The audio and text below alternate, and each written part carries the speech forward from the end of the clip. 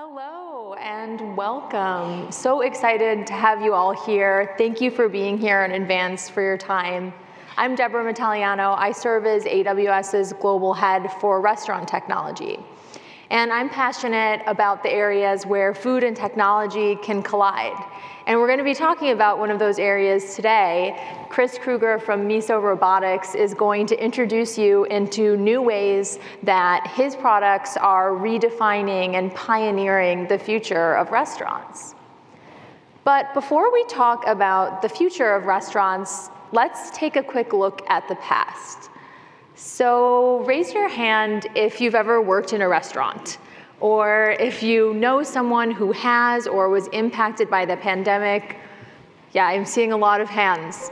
So if you did know someone, or if you have worked in the hospitality industry, you're likely well aware that the pandemic was devastating for restaurants. 100,000 restaurants closed, in fact, and 95% of workers lost jobs or wages.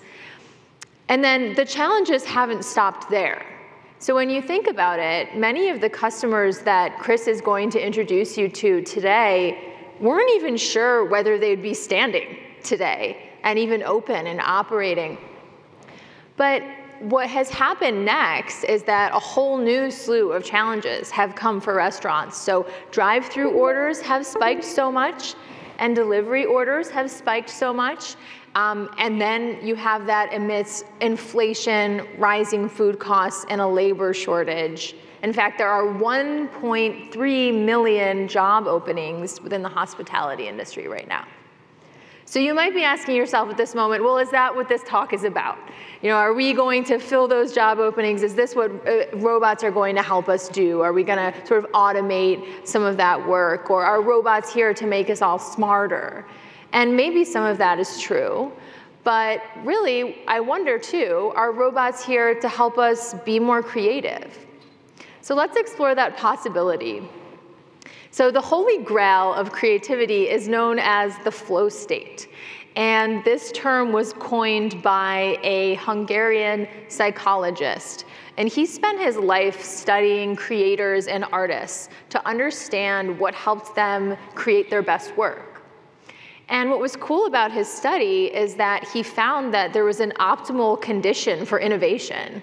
And that condition happens when challenge, which you see on the x-axis, is just about equal to the skill that you see on the y-axis. So when you think about this, and you think about where restaurants were in 2020 and even beyond, they're all the way to the right of that x-axis, right? Like they're totally immersed in challenge. And because there's maybe not that level of skill and tools to handle the big problems and challenges they're facing, you end up in the anxiety state at the lower quadrant of the graph.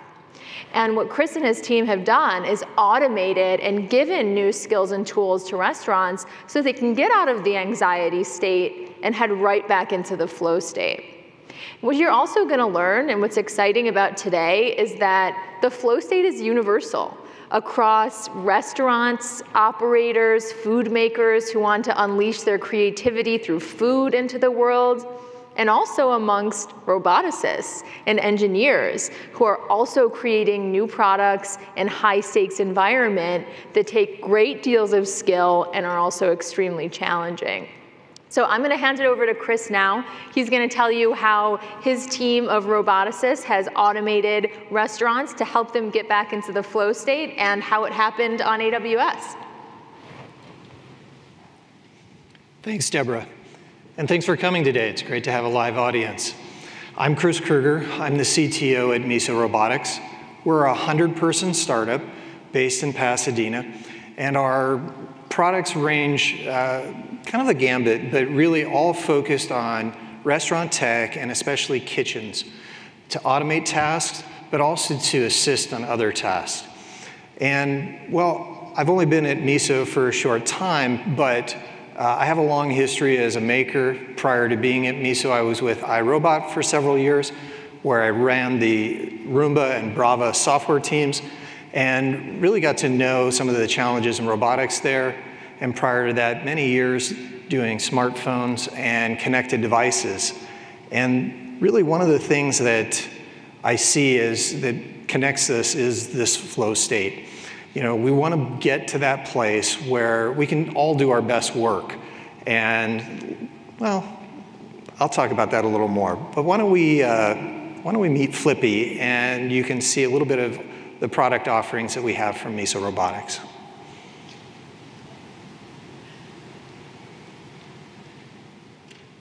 Suite of robotic quick-serve restaurant solutions. We designed them to automate manually repetitive back-of-house tasks. For example, our partners are currently piloting Flippy 2 for tasks like perfectly cooking crispy fries, wings, mini tacos, and more. And they can use the entire suite in the future. That means frying up fresh tortilla chips, cooking and saucing wings, precisely monitoring food temperatures, starting with CookRight coffee, and filling drinks, all working together in an automated harmony. That's opportunity. And that's where you come in. Miso is looking for investors. When you invest, you can be a part of our journey to create a safer, easier, and, well, friendlier world of quick-serve restaurants. Okay, well, we are a crowd-funded company, but our round is closed right now, so this is not an investment talk.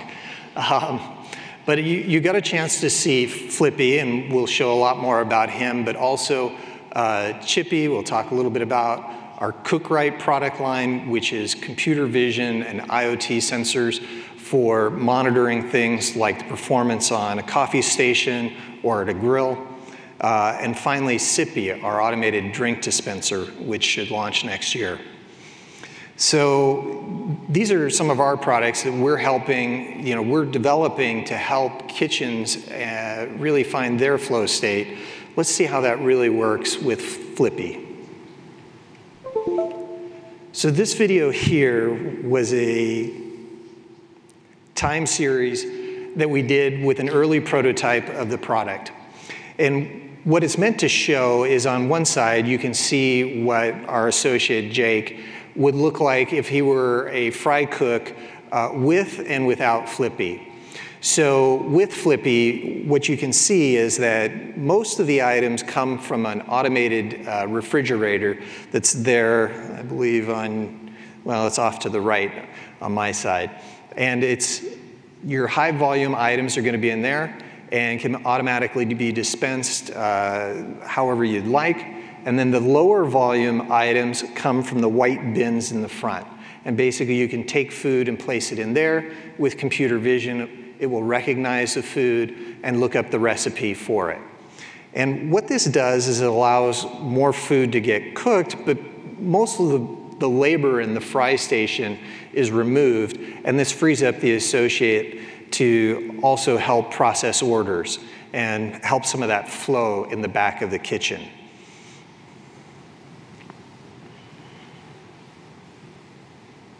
We'll let him finish here.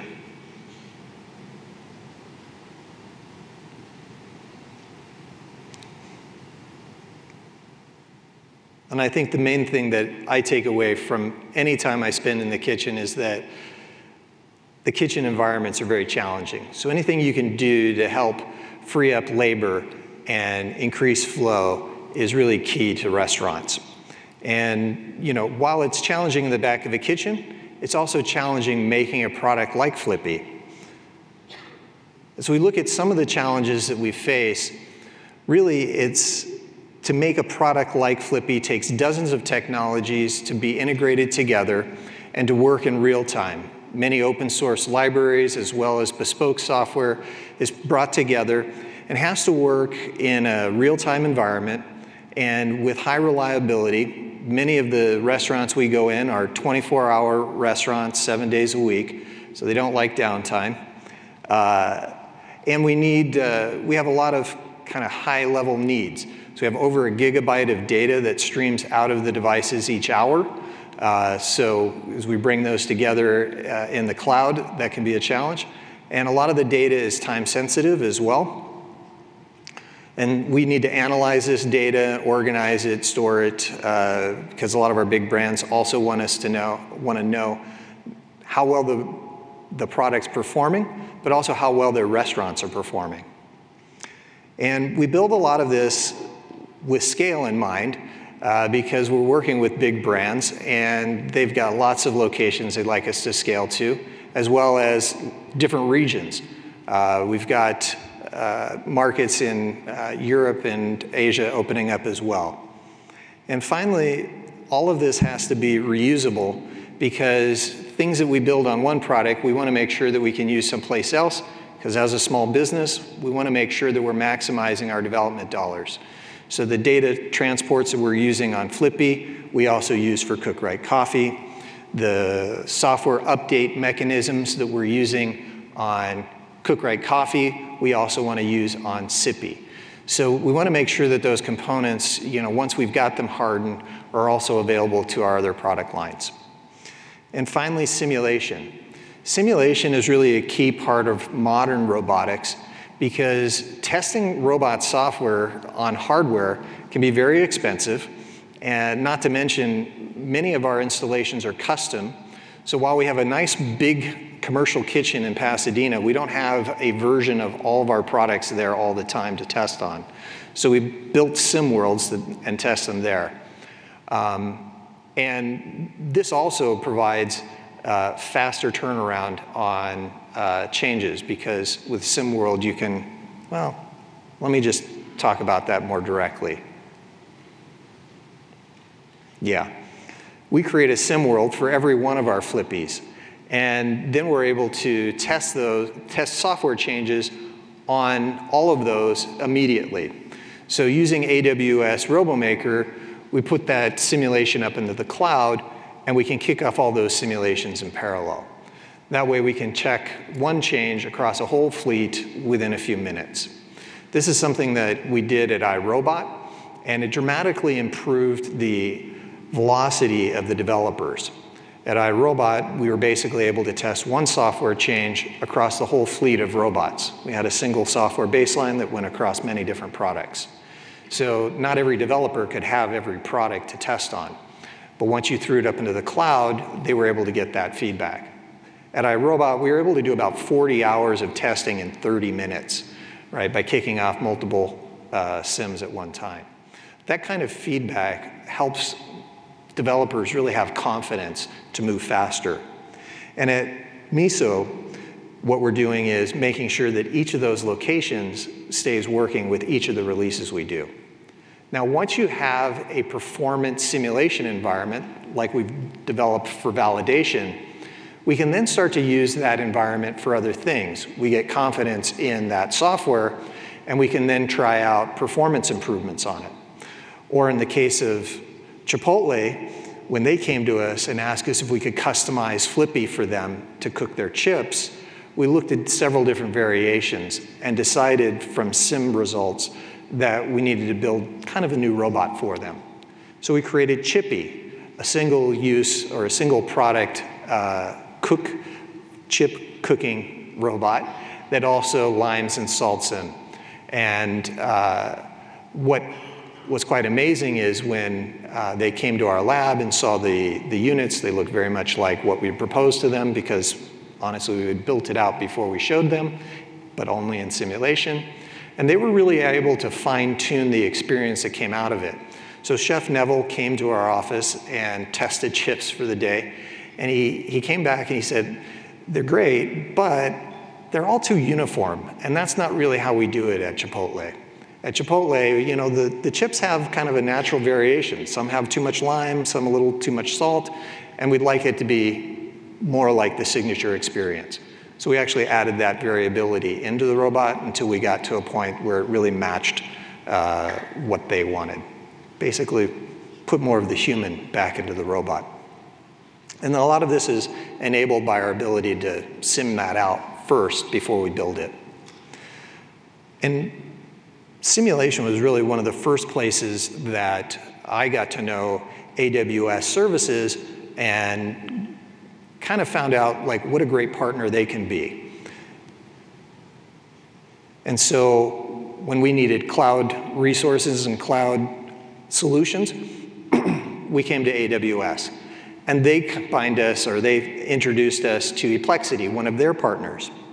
And Eplexity was able to provide us with a proposal to move all of our data to a single architecture and to build out what ended up being a data lake for us with some other enhanced data capabilities. And in a fraction of the time that we would have taken to build it, but more importantly, they were able to utilize some of the services at AWS that they were familiar with, like the AWS Lake Foundation. And that brought in elements that we were a bit behind on, like security, access control, and separating out the data between some of the big brands that we service. And with these capabilities, and another one that was really great was the AWS Glue, they were able to give us a solution that kept up with our changing schema. We're developing a lot of products, and there was a lot of change, and we were spending a lot of time keeping those in sync.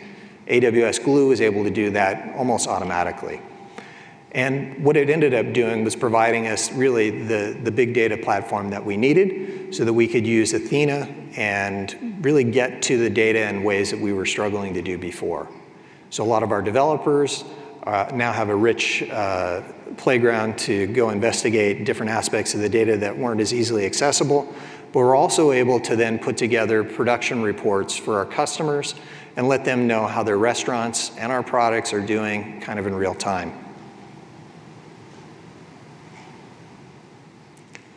We also layered on top some real-time analytics because, as I mentioned, as our restaurants are, many of them are 24/7, they also, in peak periods, they don't want a piece of equipment to ever go down.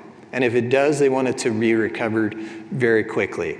So by utilizing the AWS Greengrass client, as well as IoT Core, we were able to stream data and get some live data streams on the pieces of data that are important to really our support agents so that they could find and fix problems almost immediately. It really was a game changer for us in shortening that response time for the support agents and really helped focus them right where they needed to be. And all of these components were easier for us to build in because AWS has a number of great examples, as well as some native integration with ROS, the robot operating system, which many modern robotics applications, including Flippy and our CookRight products, are based on. And this is really enabling a lot of what's out there. And what we want to do is we want to stay focused and focus our really limited set of resources of developers and roboticists on that part of the development process. We don't really, data lakes and data models in general are not our core business. They're an enabler to our core business. And so these components really helped us get there much quicker than we would have done on our own. And as we know, AWS has new services coming out all the time, and they already have a number of services that we'd like to grow into, and we've roadmapped places where, like, taking our existing machine learning models and moving those to the cloud and federating that data kind of consumption better are all things that we'd like to do as we move forward. And it's one of the things we actually did at iRobot, where we put the user in the loop, and whenever we would come across an item with like the J7 product, it would ask the user if they should clean that or avoid it, to know whether they should get stuck on something or whether they should really dig in and clean. And those learnings are then federated back up to the cloud to make the data models or the data sets more rich, and then all the products learn from that. Now that's kind of on our roadmap in the future, and we know that AWS has services that will handle that for us. And this is really why we do it. Building that loyalty with the customers. Diana from the White Castle in Mokina, Illinois, said, please don't take my Flippy away. I mean, that's the kind of satisfaction that really drives all of us to make the things we're doing. This product is helping them. It's alleviating pain points in the back of the restaurant for them. It shows up every day. It cooks the food perfectly every time. And the team members really get to rely on it and count on it. And it's not just White Castle, it's a number of big brands have kind of discovered the products that we're working on, and they're in early stages of trying those out. And we're very excited about the growth future for Flippy and all of the Miso products. And we're excited to also go global.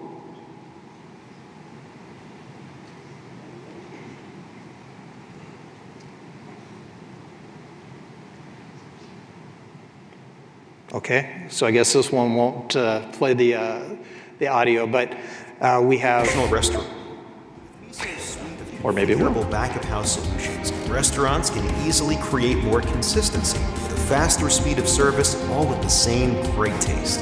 It's the kitchen of the future, and it's here now.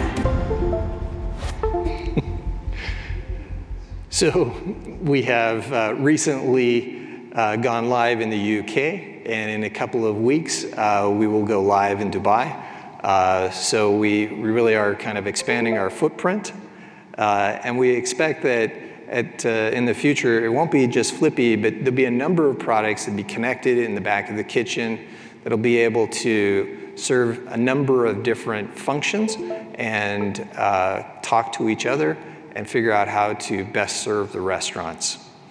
And that's our architecture for the kitchen of the future. Thank you.